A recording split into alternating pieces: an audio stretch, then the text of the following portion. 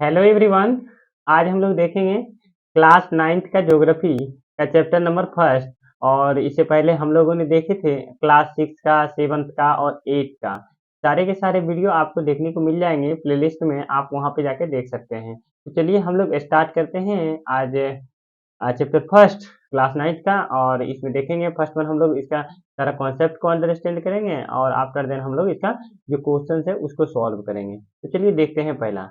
तो कहता है, तो भारत की जो सिचुएशंस हैं, पर्टिकुलरली आकार और स्थिति, ठीक है, उसके बारे में यहाँ पे बताया गया है। तो कहता है कि भारत जो विश्व का जो प्राचीनतम संस्कृति है, तो उसमें से भारत की जो संस्कृति है वो एक है, ठीक है। और उसके बाद हम लोग पिछले 5 दशक से कहने का अर्थ ये हुआ कि हम जो पिछले 500 साल से, ठीक है, 5 ईयर से जो भारत का सामाजिक, आर्थिक, ठीक है, जब स्थिति देखते हैं, सिचुएशंस देखते हैं, तो बहुत सारे ऐसे प्रोग्रेस देखने को मिले मिले हैं, जिसमें कि आपका कृषि हो गया, उद्योग हो गया, तकनीक हो गया, और इस तरह से बहुत सारे ऐसे सर्वांगीण विकास मतलब सब क्षेत्रों में विकास, ठीक है, चाहे वो आर्थिक रूप से हो, ठीक है। ये काफी देखने को मिला है भारत के में, है ना। तो कहता है भारत का जो जब हम विश्व इतिहास में जो योगदान है वो काफी ही महत्वपूर्ण है, ठीक है, बहुत ही ज्यादा देखने को मिलेगा। अब देखिए आगे कहता है कि पर्टिकुलरली क्या है कि जब हम स्थिति की बात करते हैं, तो भारत जो है ये एक बहुत ही विशाल देश है। और उसके बाद ये उत्तरी गोलार्ध में सिचुएटेड है ना। इंडिया उत्तरी गोलार्ध में है। इसके बाद हम आगे यहाँ पे ये बताया गया है कि पर्टिकुलरली इसका जो मुख्य भाग है, ठीक है, इसका मुख्य भाग आपको 8 डिग्री 4 इंच उत्तर से लेकर के, ठीक है, कहाँ तक है, 37 डिग्री 6 इंच उत्तर अक्षांश तथा 68 डिग्री 7 इंच पूर्व से लेकर के 97 डिग्री 25 इंच पूर्वी देशांतर में आपको देखने को मिलेगा, है ना। अब उसके बाद जो कर्क रेखा है, ठीक है, कर्क रेखा, कर्क रेखा ये 23.5 डिग्री, ठीक है, 23 डिग्री 30 इंच, ठीक है, उत्तर देश में सिचुएटेड है। और लगभग इसको 2 भागों में भारत को विभाजित करती है। तो देखिए हम यहाँ पे जब आते हैं, तो देखिए यहाँ पे हम इंडिया की बात करते हैं, तो देखिए इंडिया ये है। और जब हम कर्क रेखा की बात करते हैं तो यहाँ से पास करता है, ठीक है, ये वाली जो लाइन है ये कर्क रेखा, ठीक है, इसको बोलते हैं कर्क रेखा। तो भारत को देखिए बीचों बीच 2 भागों में डिवाइड करती है, ठीक है। ये साढ़े 23 डिग्री एंड 30 इंच उत्तर में सिचुएटेड है। अब देखिए आगे बात की गई है कि पर्टिकुलरली क्या है कि जो मुख्य भूभाग है दक्षिण पूर्व में है, और अंडमान और निकोबार द्वीप समूह जो कि बंगाल खाड़ी में, तथा दक्षिण पश्चिम लक्षद्वीप समूह जो कि अरब सागर में स्थित है, ठीक है। तो कहता है कि आप एटलस की सहायता से ये सारी चीज को आप देख सकते हैं। अब देखिए कहता है कि यहाँ पे क्या है कि जब आकार की बात करते हैं, ठीक है, आकार की बात करते हैं तो भारत का जो लगभग, ठीक है, भूभाग है, ठीक है, लैंड है, वो लगभग आपको देखने को मिलेगा 32.8 लाख वर्ग किलोमीटर में सिचुएटेड है, यानी कि 32.8 लाख स्क्वायर वर्ग किलोमीटर में आपको देखने को मिलेगा। जो कि भारत का जो विश्व का कुल क्षेत्रफल है, जो विश्व का कुल क्षेत्रफल है, उसमें अगर भारत का देखते हैं जो भूभाग की प्रतिशत है, तो वो आपको देखने को मिलेगा, तो 2.4% आपको देखने को मिलेगा, है ना। अब चलिए आगे बात की गई है कि पर्टिकुलरली जो भारत जो है विश्व का 7वां बड़ा देश है। और लगभग यहाँ का जो खास करके हम स्थलीय रेखा की बात करते हैं, तो वो 15,200 किलोमीटर, और समुद्री तट जो है वो अंडमान एंड निकोबार द्वीप समूह से तथा लक्षद्वीप समूह के साथ लगभग में आपको 7,516.6 किलोमीटर में आपको देखने को मिलेगा, है ना। अब देखिए इसी केस में आगे हम बात करते हैं, तो कहता है कि भारत के पश्चिम, उत्तर, ठीक है? भारत के जो पश्चिम उत्तर और उत्तर से उत्तर पूर्वी सीमा पर नवीनतम वलित पर्वत है। कौन सा पर्वत है? नवीनतम नया एक वलित पर्वत है और इसके दक्षिण भूभाग उत्तर में चौड़ा है और 22 डिग्री उत्तरी अक्षांश से हिंद महासागर की ओर टकरा होता गया है ना? तो इस तरह से आपको सारी चीज़ देखने को मिलेगा। तो कहता है इसके पश्चिम में अरब सागर तथा पूर्व में बंगाल की खाड़ी स्थित है और जैसा कि चित्र में दिखाया गया है, देखिए एक में यहाँ पे पिक्चर देखिए 1.3 में आपको यहाँ पे पिक्चर्स देखने को मिलेगा। देखिए ये वाला पिक्चर्स की बात कर रहे हैं 1.3 ये वाला 1 पॉइंट ये वाली बात की गई है। ठीक है? तो देखिए कहाँ पे है ये सारा चीज़ ये मैप में आपको देखने को मिलेगा। अब देखिए उसी तरह से कहता है कि आगे कि पर्टिकुलरली जब हम पश्चिम से पूर्व से पश्चिम के विस्तार की बात करते हैं, तो इस केस में आपको देखने को मिलेगा कि ये अपेक्षाकृत कम है, ठीक है? जितना उत्तर से लेकर दक्षिण में है और उतना पूर्व से लेकर पश्चिम में विस्तार नहीं है ना? तो इसी क्रम में फिर आगे बात की गई है कि गुजरात से अरुणाचल प्रदेश जो स्थानीय सीमा है, उसके बीच 2 घंटे का अंतर आपको देखने को मिलेगा।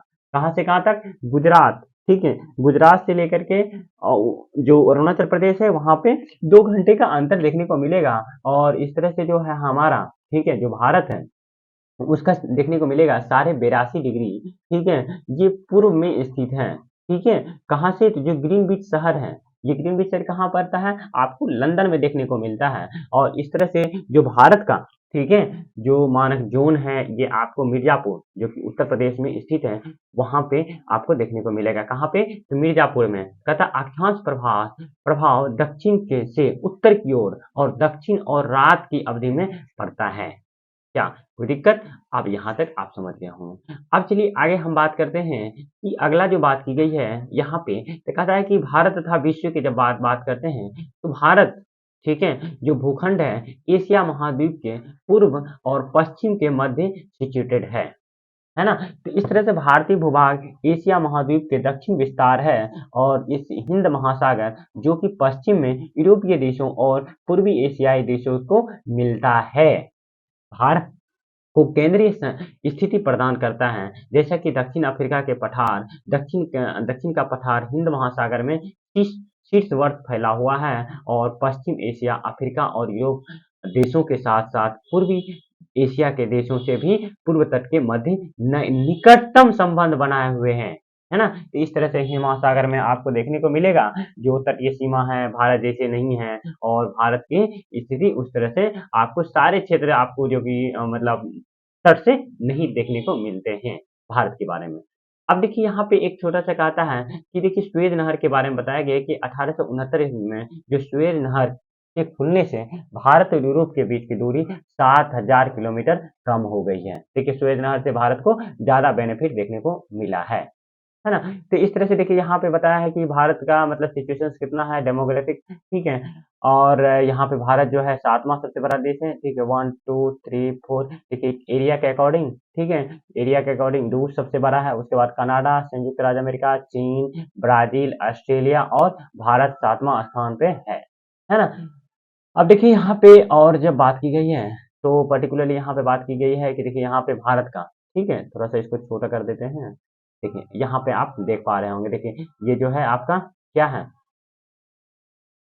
अ, ये देखिए यहाँ से ये वाला भाग देखिए, यहाँ से यहाँ तक का जो डिस्टेंस है भारत और मतलब भारत का किधर से किधर तक? ईस्ट से वेस्ट, ठीक है? ये देखिए ईस्ट से वेस्ट ये देखिए 97 डिग्री इधर आपका ये इधर पड़ जाता है अरुणाचल प्रदेश और इधर पड़ जाता है गुजरात का कच्छ, ठीक है? तो यहाँ से यहाँ तक का डिस्टेंस देखिए कितना है? तो 2933 किलोमीटर देखने को मिलेगा। उसी तरह से हम ऐसे बात करते हैं इधर से, ठीक है?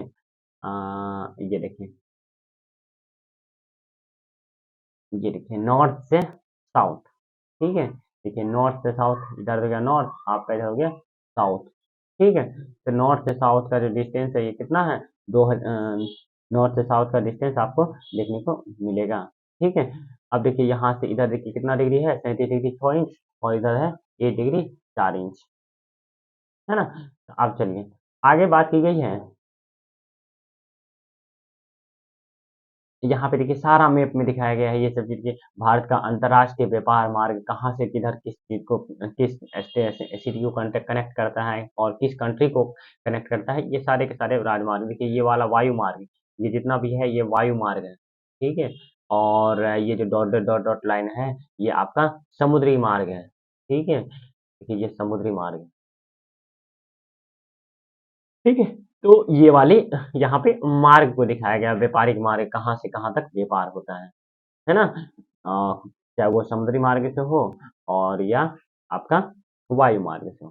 तो देखिए कहता है कि भारत का विश्व के देशों के साथ संपर्क बहुत पहले से देखने को मिलेगा, ठीक है? ऐसा नहीं कि भारत पहले से ही आप ऐसा नहीं दे हैं, ठीक है? भारत बहुत पहले से ही आपको देखने को मिलेगा एक कंट्री से दूसरे कंट्री से कॉन्टैक्ट रखते हैं, ठीक है? संपर्क रखते हैं और अपेक्षा जो भूभाग से होकर जाता है, ठीक है? खास करके जो भूभाग से सटे हुए हैं। कहता है उत्तरी पर्वतों के दर्रों से अनेक यात्री प्राचीन काल में भारत आए, जबकि समुद्री मार्ग बहुत समय तक ज्ञात नहीं थे।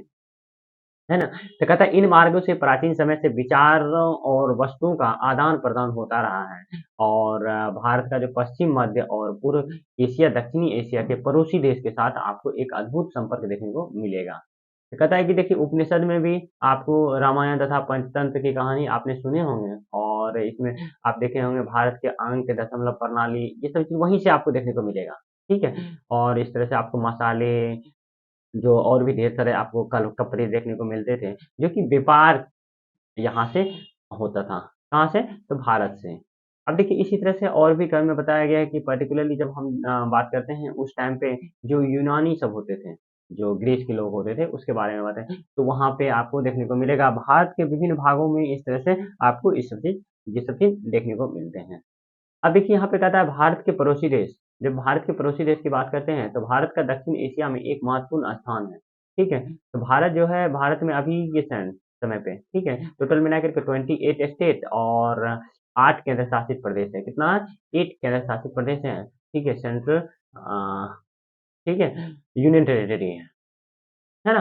तो इसी क्रम में और आगे हम देखते जाते हैं तो कहता है कि देखिए क्या है कि भारत की जो भूमि की सीमा है, ठीक है? उत्तर से पश्चिम, ठीक है? जो कि पाकिस्तान और अफ़गानिस्तान के साथ देखने को मिलेगा और इस तरह से उत्तर में चीन, नेपाल और भूटान के साथ देखने को मिलेगा। पूर्व में म्यांमार और बांग्लादेश के साथ देखने को मिलेगा और इस तरह से आपको यहाँ पे ये नेबरिंग कंट्री है। तो कहता है कि दक्षिण में जो है समुद्र पार हमारे पड़ोसी देश द्वीप समूह के राष्ट्र श्रीलंका है और मालदीव देखने को मिलेगा। 2 ही ऐसे राष्ट्र हैं जो कि हमारा नेबरिंग कंट्री है जो कि समुद्र के पार है, जिसमें श्रीलंका हो गया और मालदीव हो गया। तो कहता है भारत और श्रीलंका के बीच छोटी सीमा रेखा रास्ता है जिसे पाक जल संधि कहते हैं तथा मन्नार की खाड़ी है, ठीक है? मालदीव लक्षद्वीप समूह के दक्षिण में स्थित है ना? तो कहता है अपने पड़ोसी देश के साथ भारत के भौगोलिक और ऐतिहासिक संबंध बहुत अच्छे रहे हैं। अपनी एटलस में एशिया के मानचित्र में देखा है कि भारत अलग ही दिखाई देता है। ठीक है? तो देखिए यहाँ पे सारे चीज़ नेबरिंग कंट्री आपको देखने को मिलेगा। देखिए ये पड़ोसी देश यहाँ पे किधर है? यहाँ पे देखिए आपको देखने को मिलेगा इधर चीन है, उसके बाद इधर पाकिस्तान है, इधर म्यांमार है, यहाँ बांग्लादेश है, यहाँ भूटान है, ठीक है? और इधर देखिए आप नीचे आइएगा देखिए यहाँ पे एक अफ़गानिस्तान भी है, ठीक है? और अफ़गानिस्तान के बाद आपको देखने को मिलेगा नेबरिंग कंट्री ये देखिए नेपाल भी आपको देखने को मिलेगा, है ना?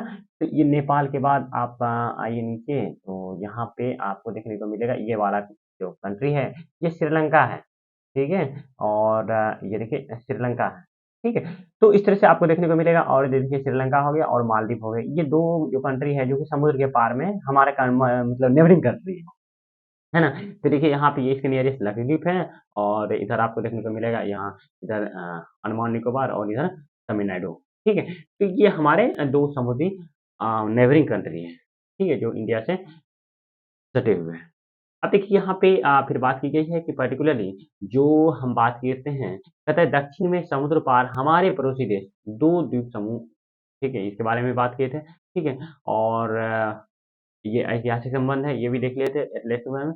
अब देखिए यहाँ पे ये सारा कॉन्सेप्ट क्लियर हो गया, ठीक है? क्लास 9th का, ठीक है? अब देखिए यहाँ पे क्वेश्चंस यहाँ पे बताया गया है, कहता है कि कर्क रेखा किस राज्य से नहीं गुजरती है, ठीक है? तो देखिए कर्क रेखा की जब बात करते हैं, तो देखिए आपको राजस्थान से भी गुजरती है, छत्तीसगढ़ से भी गुजरती है और त्रिपुरा से भी गुजरती है, उड़ीसा से नहीं गुजरती है, ठीक है? ये इसका एक ट्रिक था देखिए आप मतलब जब कॉम्पिटिशन की तैयारी करेंगे करते होंगे, ठीक है? वहाँ पे देखते होंगे, एक मिज़ोरम हो गया, आपका कौन-कौन सा स्टेट है? मिज़ोरम, ठीक है? उसके बाद त्रिपुरा, त्रिपुरा, उसके बाद अगरतला, ठीक है? क्या है? अगरतला,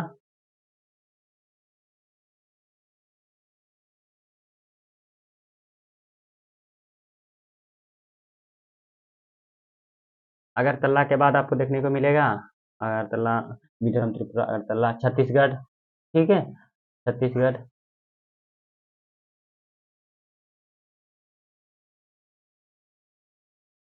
झारखंड,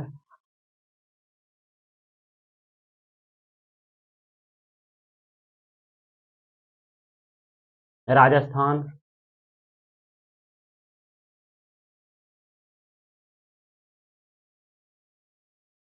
गुजरात,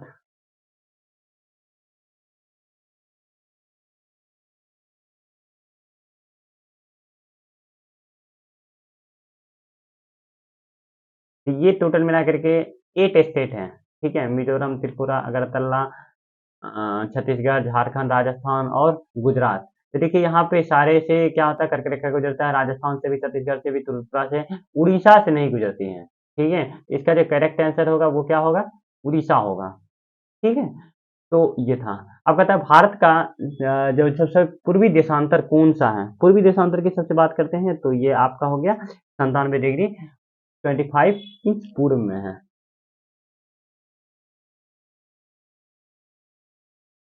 अब देखिए आगे कहता है उत्तराखंड, उत्तर प्रदेश, बिहार, पश्चिम बंगाल, सिक्किम की सीमाएं किस देश को छूती हैं?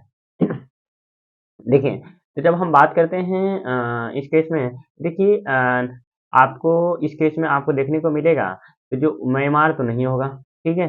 अब यहाँ पे बात आते हैं भूटान की, तो भूटान भी नहीं होगा, ये नेपाल होगा, है ना?